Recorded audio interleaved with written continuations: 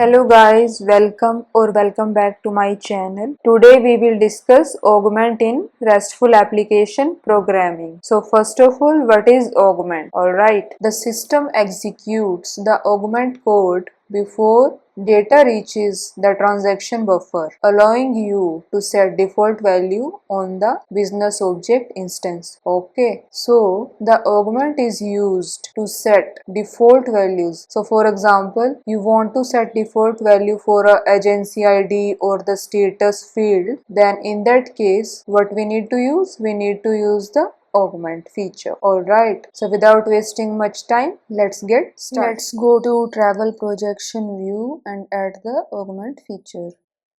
Let's add the augment here. Okay, so what we need to do? We need to use the quick fix feature to create the implementation. Alright, let's activate the projection behavior definition. Okay, as you can see, the augment method is created. Let's add the logic here. First, let's add the declaration lt travel create type table for create zha SA travel, which is our business object. What we will add in this temp table, whatever entries we have from our application, corresponding hash entities, loop at lt travel create, assigning field symbol LFS travel and loop. What we will do now, we will fill the fields which we need to make as default. For example, agency ID and overall status. Fill the fields data which needs to be made default. LFS travel, agency ID.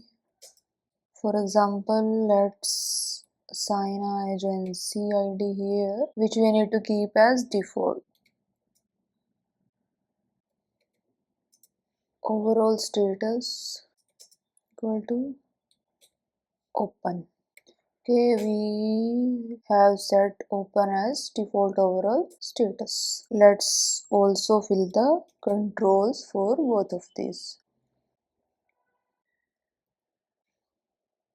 Control agency ID if ABAP behavior